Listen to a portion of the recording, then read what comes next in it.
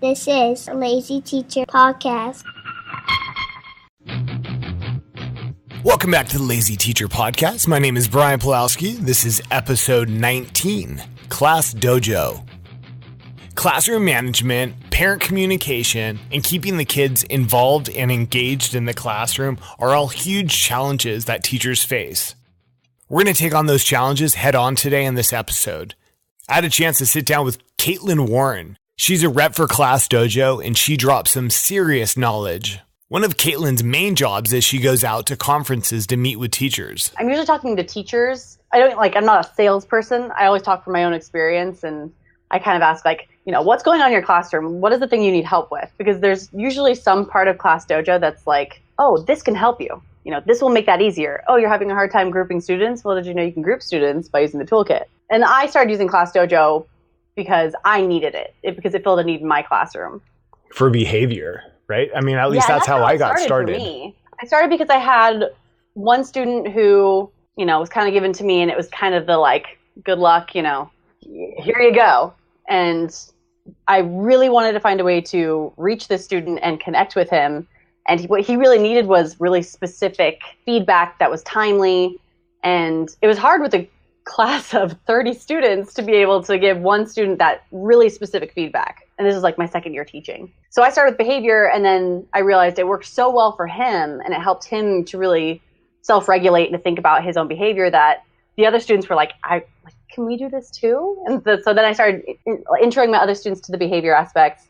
And then I realized, you can message parents, you could share pictures, and it just kind of kept growing and growing and growing for me. At the end of the day, he would come to me and we would take a second and we'd look it over, and he would, I wouldn't say a word, I would just show it to him, and he'd be like, 75 green, I think I can do 80 tomorrow. Great. What do you notice about, this part? The needs work. What do you need to work on? He's like, patience, I think I was shouting out a lot. I was like, yeah, I think you're right. Let's do this. Yeah, that's a good reflection piece right there. Yeah. Yeah, it's pretty cool how it works. I really got into it because I like that you could display it. That seemed to be really powerful, is when the kids can see their points, it makes a big difference, or at least that's what I've seen. Yeah. What I mean? Yeah. I had to transition from, when I first started teaching, and when I was going through the teaching program, they would say, make, a money system and, give out points and dollars and all this stuff. So when I first started using ClassDojo, I was trading out those points for dollars and prizes and doing all this stuff. And the longer I used it, the more I realized it was, if I displayed it and let them see how they were doing, and I allowed them to cheer each other on, they didn't really need the, physical reward in response. It was more of a class community coming together and celebrating each other and pushing each other to each be better. Yeah, I like that because you could really target the behavior specifically. I teach kindergarten now, but back when I taught 4th and 5th grade, I really was pushing for teamwork. And in kindergarten, it's tricky. They just tend to like each other no matter what. But as they get older, as you know, they don't. So it's neat to be able to pick a behavior that you really want to profile to and go, yes, I really want to hit this. And then they work towards it. And especially something that's a group thing, like teamwork, like that a whole lot. Yeah. Each year you use ClassDojo, it's kind of you learn to use it with your classroom a little bit better. We ended up doing Monday morning, we'd have a class meeting. We'd talk about what we want to achieve this week. And we might even adjust the feedback awards based on what they talked about. And then throughout the week, I'd give them feedback. And at the end of the week, we would all talk about it again and look at how we did as a class. ClassDojo is constantly improving. And one of the ways they do this is they're always encouraging teachers to email and contact them about suggestions on how they can improve. Whenever those emails come in and you see an idea, how we communicate, there's this whole chat room channel thing we have going on called Slack.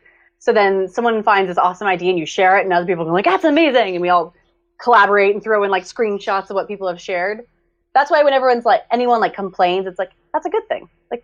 Give us all the feedback. Oh yeah, for sure. It helps. It grows is because of teachers. Mm-hmm. Just for people that are listening that aren't familiar with it, they earn points, but it's neat that you can individually reset them, because it kind of became Caitlin has 19 points, and Brian only has 3 points. And then that makes me feel I'm never going to catch Caitlin, so why am I even going to try? But the fact that you can reset Caitlin's points when she gets to a target, let's say it's 20 points, now all of a sudden Brian's got more points than Caitlin, and, superficially, it looks like I'm doing better than you. So then it became so, like I said, okay, so 20 points is what they're trying to get. And then once they got 20 points, you'd reset and they get a Dojo dollar or Dojo buck, and then they get to use that for anything. Like it was like sit in the teacher's chair or whatever, sit in a beanbag chair or whatever. Do you read aloud to the rest of the class? Mm-hmm. Yep. That's a big one. Yeah, they totally dug that. And then the percentages at the end of the week. So you get a percentage of how many points were positive and how many were negative. Is that still how it is? So at the end of the week, you can see like an overall donut kind of view, what percent positive it is. You can adjust that.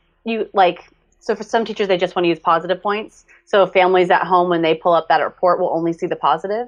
There's also neutral points too. So if you want to give feedback, but you don't really want it to count against their score, you can do that as well. So some teachers, like PBIS schools, they don't do negative feedback. So, but they still want to keep track of, Billy's shouting out every 5 minutes. I want to keep track of that. So they might make a neutral point that's like shouting out, and you can show that in a bar graph how many neutral points there are, but there's no negative in the percentage. So you just assign like a 0 value to the points, and that's neutral? Yep. And it does not affect their positive? Correct. Why would someone want to do that? Keeping track of something that you don't want to count against the student. So maybe it's like you have a kid who's constantly sharpening their pencil. Mm-hmm. You just kind of want to keep track of that. So your next IEP, you're like, hey, Timmy's getting up every day at this time to sharpen a pencil. I think it actually has to do with him avoiding math. Yeah, it's like data collection type of stuff, right? Yeah, okay. Yeah. So would they, if you turn off the negative behaviors and just only make them neutral, does that affect, so obviously positive is just 100% at the end of the week? Mm-hmm. Yeah, it'll be 100% positive, but that still has information because you can see how it breaks down the different points. So like, 50% is on task and 30% is this or that. Yeah. Yeah. But the neutral points don't like actually add into the percentage. I think it's really interesting being in my position now to get to see how so many different schools use it and how some people feel really strongly they don't use the points at all. And some schools are all about the points, but they don't use messaging at all. And then there's some classes that don't use ClassDojo at all. And you're just seeing how they run their own classroom communities in different ways. And that's I guess that's the goal. We really want people to we want to be flexible so that teachers can do what they want to do so they can teach their students because they know what's best for them. Mm-hmm. Yeah, I love it. ClassDojo is like always evolving. In fact, that ClassDojo lets you schedule now is so awesome. So I know for sure that like grade levels during grade level planning go back and they all pull up their laptops and they're scheduling their messages of, no school Friday or or we got to dance, like any reminders. Like that was a huge improvement to ClassDojo. Absolutely. I mean, being a teacher, you're constantly like planning out by like month. And so when you're doing that, you might forget, the no school or the, bring your PE shoes on this day. Mm-hmm. So being able to like make sure your class and your school community is all informed, it's great. All the ideas and the roads that we've taken have been because teachers want or need something and have asked for it. And our team is working on like our own stuff and like all these fun ideas, but then we might put it on the, back burner when we realize teachers really want this. They're screaming to have this. Let's give it to them. So that's most of it is teacher feedback, which kind of evolves. I would say a huge part of it is teacher feedback. That's pretty cool. Yeah. The toolbox is new, right? Yes, Toolkit is, my favorite thing in the entire world. Toolkit is my favorite thing because I was the teacher who always pulled up like Amazon Music and I would download like scores from movies. So it would play music without lyrics. And I would be searching for just the right ones that were relaxing enough for focus time and upbeat enough for when we're doing whatever. Because I also had the mistake where I once downloaded a song that had words in it and I didn't realize it had a curse word. And that was like the worst thing to ever happen in a second grade classroom. Mm-hmm. Me like running across the classroom and like tripping over chairs that caused the music. So Toolkit is my favorite thing. The fact that you can play music that's like focus music, like while kids are writing or reading and it sets the tone, or the upbeat music, that's my favorite tool out of all the tools. Pandora has ads unless you're a rich teacher, which doesn't exist. Like, let's be real. We all are like begging the PTA to help us out. It's free and it will continuously play music based on like the feel of the classroom. So I know I could pull up a Pandora station and like find something. I think you can find stations without words. Absolutely. But then you have ads that pop in. And like, you never know what the ad's going to be. Like, That's you can't true. really like censor ads. That is true. Let's see, what else is in the toolkit? They also have the volume meter. It uses your computer's mic. Some people have actually bought a separate mic and plugged it into their computer so that it uses that. More high tech. I mean, The microphone on the iPad wasn't too bad. And it was pretty easy to just set it there, you know. Ooh, the timer. Oh, I forgot about the timer. I love the timer. I'm convinced I love the toolkit again. I haven't gone in a while. Okay, yeah. So now that we got the toolkit up, I like the timer. Yep. Random's been a while. I think you guys just shoved it into the toolkit. We did. It's a little more exciting how it does it now, though, because it takes up the whole screen and it goes through the monsters. It didn't used to do that? Before it was just like a little box at the bottom, and it kind of scrolled through. Mm-hmm. So it's a little more exciting. And then you can use your phone when you're doing a reading group in the back of the room and do random while everybody's independently working and be like, oh, Timmy, you were chosen. You can see it on the board. Yeah. I can see that you were focused. Give you a point. Yeah. I like that. Yeah, it used to be, like you said, a box on the bottom and it would cycle through monsters and then it would show the selected student. So now it doesn't do that. It just like randomly highlights until it picks one. No, the whole screen goes a color. I don't want to say it's red. I think that's the group maker. But the whole screen fills with color and it shows like the monsters really big and it like scrolling through. Yeah. It's fun. It's exciting. Very distracting. I like that. That's good. The kids would like that. That's really cool. What else? Timer's awesome. I keep going back to that. Timer's awesome because you can set a time limit on anything and it brings up, is it an alarm or a bell? It used to be like a bell. Can you customize that? There is not a custom sound on that yet, but I like that idea. That is a good one. A custom sound would be a good one. That would be nice. I like to imagine like recording your voice and it saying like something. Hey, time's up, suckers. Done. Doing that. Done. I'll send you an audio clip of that. You guys can use it. Wonderful. We'll use your voice. Yeah, great. Yeah, everybody wants that one. And then, so the noise maker. I like, or noise meter. Noise maker. Yep. I got 30 noise makers in my class. I don't need more of those. The group maker is neat. Have you had any feedback on that from teachers on how they're using it? Yeah, that's a really fun one because you get to choose how many students are in a group. It takes your entire class, and like if I want 3 students in a group, it automatically puts all my students in groups of 3. Groups of 3 students. The feedback that we've gotten is that some teachers want to see, I want like 5 groups. Instead of saying groups of 3, I want 5 groups total. Oh. So they want to do it in a different way. I see. Yeah. So like I have 30 kids, I want 5 groups, and it just randomizes it. Yeah. They don't want to do the math. Yeah. And I don't know that it's being lazy. I think it's just they want it to be simple. And if they can make it easier. Ooh, and plus you can choose, like, if you have 2 kids who like are constantly chatty, don't group Joe and Jan together. I was just going to say that. I don't remember seeing that. So let's see. So you click on it and then you probably select the students. And then does it save it for next time or just is it a one-time shot? It's a good question. Yep. I have. Yeah, so I have mine right now. Yeah. Okay. My sister I use my family for my fake class. No, perfect. So I grouped my sister and I together as don't group together. Everybody knows that. Everybody knows. Will it stay like that? Yeah. So I just have to, when I go to the don't group together, its own kind of place.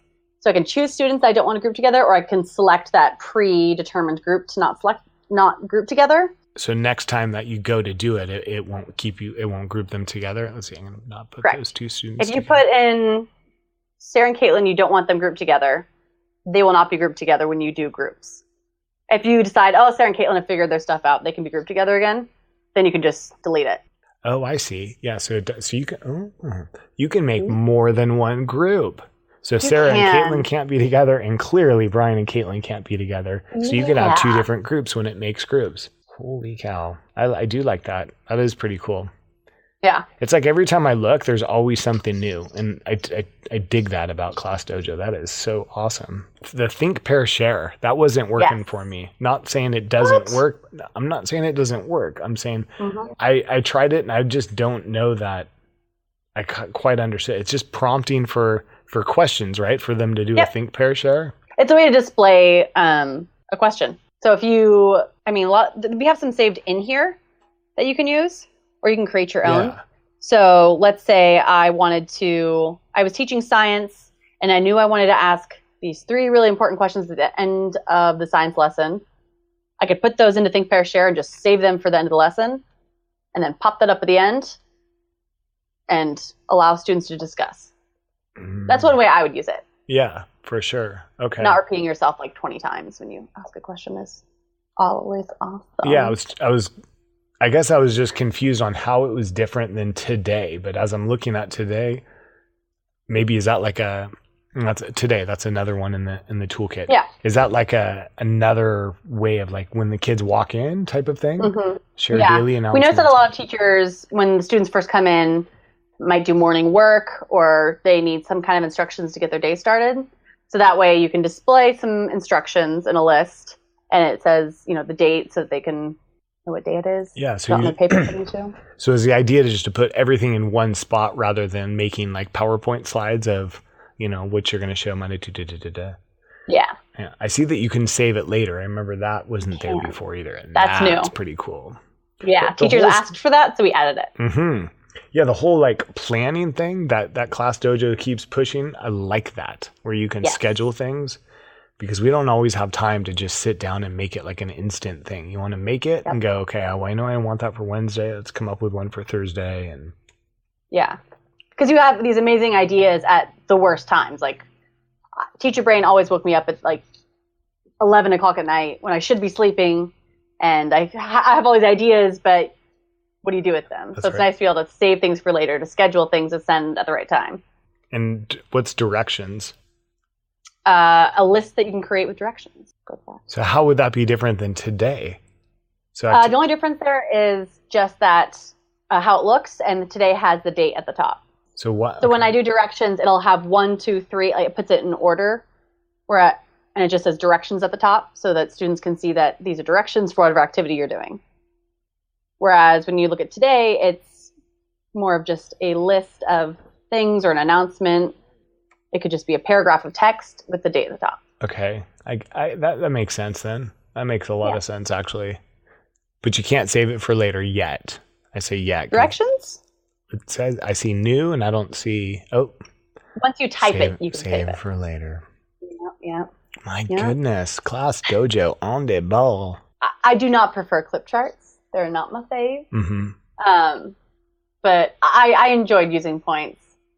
And I realized there were days where, why is my class being so funky? Like, what is up? And I realized, I haven't given points for a couple hours. That's what's up. I haven't been giving them specific feedback. They don't know that they're doing anything wrong. Exactly. I'm just getting annoyed in my own self. And it's like, it's now like that, what is it called? Like Pavlovian sounds or whatever. So when they hear the sounds, like they're like, all of a sudden the whole class is silent because one person got a point. And a lot of times that's all it takes is just one person to give a point and the whole class is like, ooh, I want a point. Can I get a point? They're like, you noticed that Tamu's being amazing? I can be amazing too.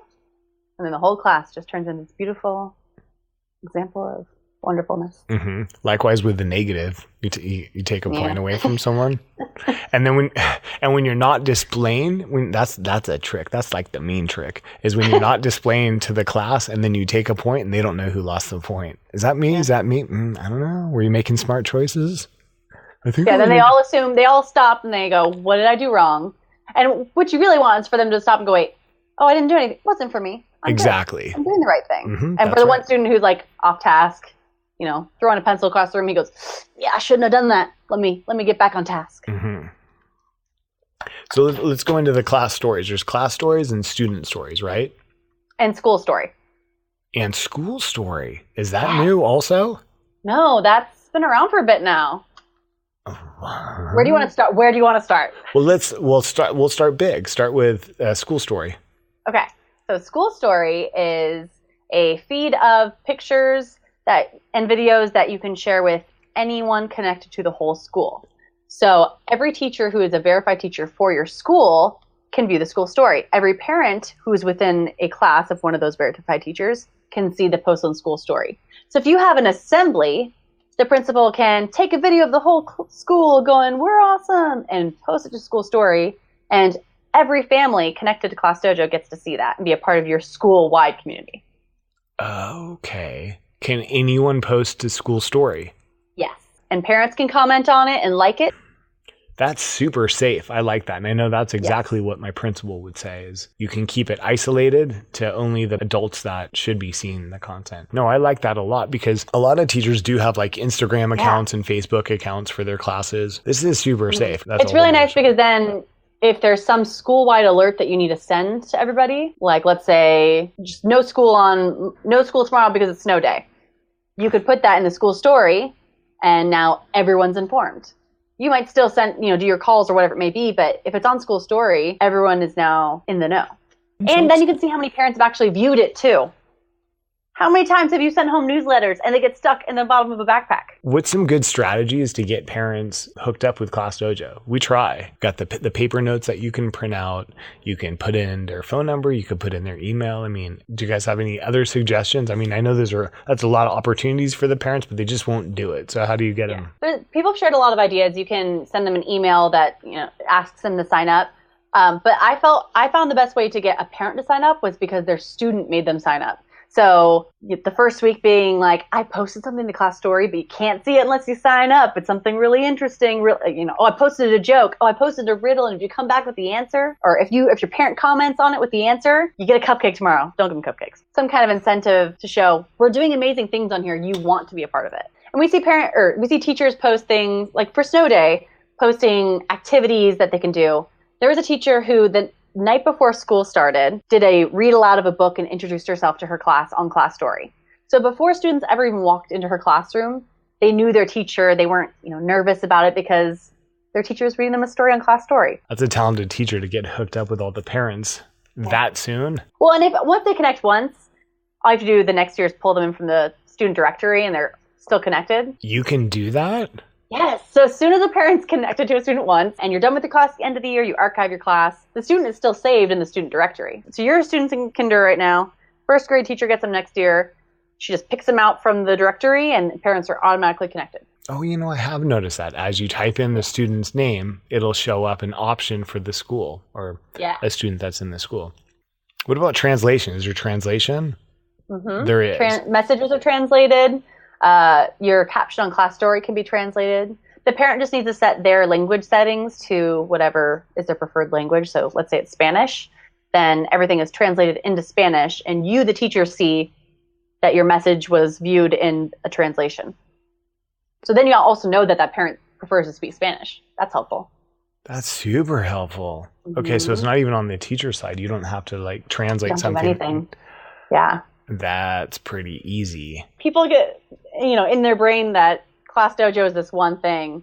And you're like, but it is so much more. There's so much you can do with it. So that's why we try to share with mentors and other people, these little tidbits and cool ideas so that then they can spread those ideas further. Because it's all about, making your day easier. Oh, that family you can never talk to because you don't speak Spanish. Well, you can. So going back to stories, is that the difference between school story, class story? Is class just goes out to the classroom parents. School would go out to every parent that's connected to ClassDojo. Correct. And student story goes to only the parent of that child. Correct. Okay, so I post a picture of Caitlin completing her, she got an A on her math test. I send it to her mom. Can anyone else in the class see that picture if it's on student story? Well, if you put it on Caitlin's student story, then no. The parent sees all their information in one feed, but at the top it'll say what class it's a part of, or if it's school story, or if it's, like, for example, the teacher posted to 9 student stories, so at the top it says 9 student stories.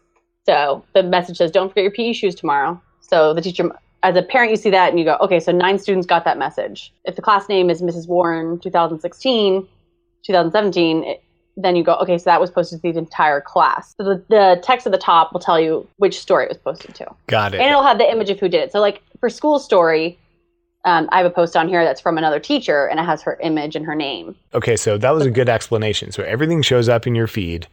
Above each post, it'll explain if it was a student story or a class story or a school story. Yep. And who posted it. So if the student posted it, it would have their little monster and their name. If the teacher posted, it would have their whatever icon they've uploaded. Maybe it's a picture of their face and then their name. If it was another teacher or the principal who has an account, would have their, their picture and their name. Like you said, like Instagram.